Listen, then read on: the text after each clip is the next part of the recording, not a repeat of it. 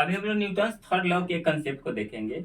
जैसे कि मान लीजिए इस मार्कर को हम यहाँ से छोड़ते हैं तो ये मार्कर अर्थ की तरफ जाएगी, क्योंकि अर्थ अपने ग्रेविटेशनल फोर्सेस को खींचेगी।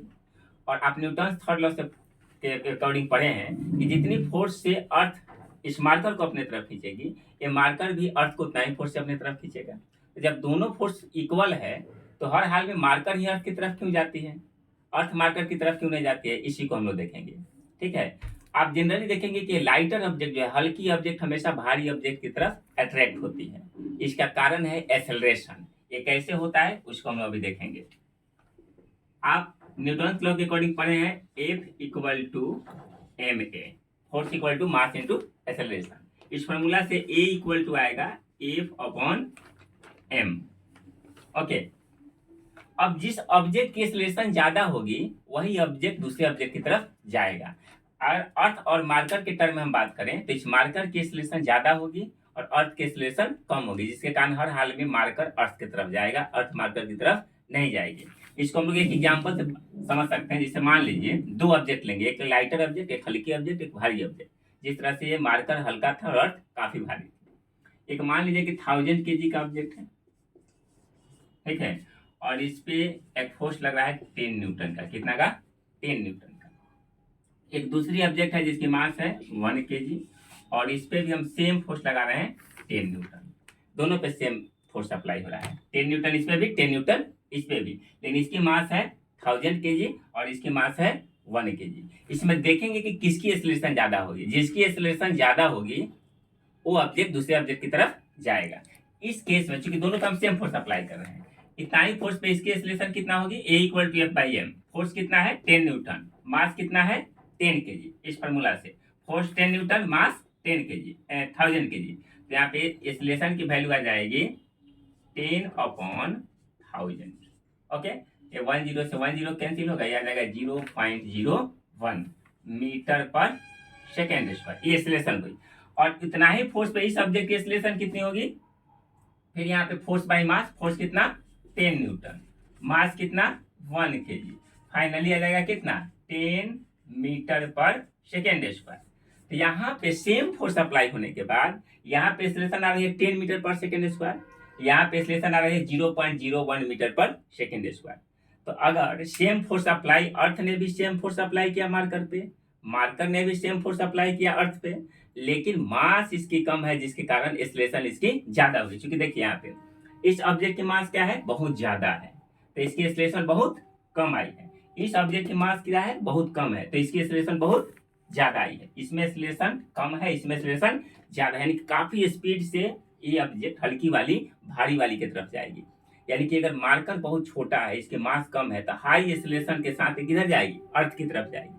और अर्थ भी जा रही है इस मार्कर की तरफ, लेकिन वो इतनी स्लो, वो सोच रही है जाने के लिए, तब तक मार्कर उसकी तरफ चला जा रहा है ना। इसीलिए लाइटर ऑब्जेक्ट हमेशा हैवियर ऑब्जेक्ट की तरफ, भारी ऑब्जेक्ट की तरफ हल्की ऑब्जेक्ट जाएगी, जबकि दोनों के बीच में फोर्स सेम लग रहा है। जैसे दो ऑब्जेक्ट अलग अलग मास के बीच में हमने सेम फोर्स अप्लाई किया, तो हैवियर जो मास है उसकी एक्सेलरेशन बहुत कम है, वो सोच रहा है जाने के लिए दूसरे की तरफ, तब तक दूसरा उसके तरफ आ जा रहा है। Just like marker and earth, ये मार्कर अर्थ की तरफ चला जा रहा है। तो एक्सेलरेशन के कारण ये होता है, और ये एक्सेलरेशन डिपेंड कर रहा है किस पे, मास। मास कम, एक्सेलरेशन ज्यादा, मास ज्यादा, एक्सेलरेशन कम, क्योंकि मास से डिवाइड हो रही है, फोर्स में मास से डिवाइड हो रही है नीचे। और आई होप कि आपको समझ में आएगा। आगे हम लोग देखेंगे इस थर्ड लॉ के।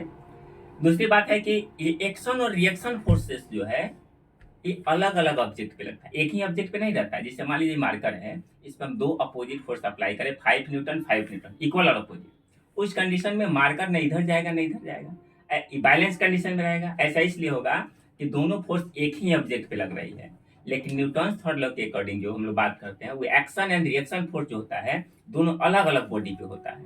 ठीक है, जैसे मान लीजिए गन से हम फायरिंग कर रहे हैं, ठीक है, तो गोली पे एक्शन लगा और रिएक्शन बंदूक पे लगा, ठीक है, और हम उसके कांटेक्ट में रहते हैं तो झटका हमको भी लगता है। फाइनली रिएक्शन फोर्स किसी के बॉडी पे नहीं लगता है, वो गन पे लगता है, और एक्शन फोर्स बुलेट पे लगता है। उसी तरह से बहुत सारी एग्जाम्पल है। अगर हम पानी में तैरते हैं तो एक्शन फोर्स हम वाटर की तरफ ऐसे लगाते हैं, और वाटर हमारे ऊपर रिएक्शन फोर्स लगाते हैं। पानी में तैरते हैं तो कैसे वाटर को ऐसे ऐसे कट करते हैं, या बर्ड्स उड़ती है, चिड़िया उड़ती है, तो पंख से ईयर पे एक्शन फोर्स लगा रही है, बार बार पीछे की तरफ फोर्स लगा रही है, और उससे ईयर के द्वारा उसको फोर्स मिलता है जो आगे की तरफ बढ़ती है। अगर चीजें ऊपर की तरफ उड़ेगी तो पंख को नीचे की तरफ लाएगी, आगे बढ़ेगी तो बैकवर्ड की तरफ लाएगी। एक एक्शन, दूसरा रिएक्शन फोर्स लाएगा। तो दोनों अलग अलग बॉडी पे लगता है, ठीक है। इस तरह से ये काम करता है एक्शन रिएक्शन फोर्स। जैसे कि मान लीजिए कि कभी कभी देखे होंगे कि आपके पास, जैसे मेरे पास एक छोटा सा रिवॉल्वर है, जैसा कि आपको दिखाई दे रहा होगा, ठीक है। और ये रिवॉल्वर इसलिए इसका नाम है जिसके ये रिवॉल्विंग प्रिंसिपल पे काम करता है। यहाँ पे ये जो लगा हुआ है सिलिंड्रिकल शेप, ये रिवॉल्व करता है, यही घूमता है। और जनरली इसमें 6 गोली आती है, इसलिए इसका दूसरा नाम सिक्सर के भी नाम से जाना जाता है। ये रिवॉल्व करता है, ये घूमते जाएगा और एक एक गोली इस नली के सामने आएगी और फायर होते जाएगी। रियली में इसमें 6 होल रहता है सिलेंडर में, और 6 होल में 6 गोली राउंड शेप में भरा रहता है। एक एक गोली ये निकला, फिर दूसरा यहाँ पे इस पोजीशन पे आ जाएगा, ये निकलेगा, फिर तीसरा इस पोजीशन पे आ जाएगा, ठीक है। और गोली सामने आते जाएगा, एक एक निकल जाएगा। 6, ये सिक्सर रिवॉल्वर बोला जाता है। रिवॉल्व का मतलब होता है घूमना, क्योंकि ये घूमते रहता है, सिलेंडर घूमते रहता है, एक एक गोली निकलते रहता है। तो इसमें आप देखिएगा कि ये बड़े जो गन है उसमें बड़ी सी पाइप होती है, ठीक है। वो बड़ा पाइप उसके प्रॉपर डायरेक्शन को देता है और लॉन्ग डिस्टेंस कैप्चर करने के लिए है। और पिस्टल या रिवॉल्वर होता है, उसमें छोटी सी पाइप रहती है, नली जिसको हम लोग बोलते हैं, वो लॉन्ग डिस्टेंस तक नहीं जाता। जनरली उसका 100 से 500 मीटर तक का रेंज रहता है, लेकिन रिवॉल्वर जो है 1000 मीटर तक, 50-100 मीटर तक रहता है इसका रेंज। और वो 1000 मीटर तक के भी उसका रेंज होता है, काफ़ी दूर तक हो जा सकता है। इसलिए इसके ये नली जो होती है थोड़ी छोटी होती है, और बाकी जो गन है वो काफ़ी बड़ा होता है। उसका मेन कारण होता है इसको लॉन्ग डिस्टेंस कैप्चर करने के लिए और प्रॉपर डायरेक्शन देने के लिए। दूसरी चीज़ कि इसकी वेट काफ़ी कम है, रिवॉल्वर या पिस्टल जो है उसकी वेट काफ़ी कम है।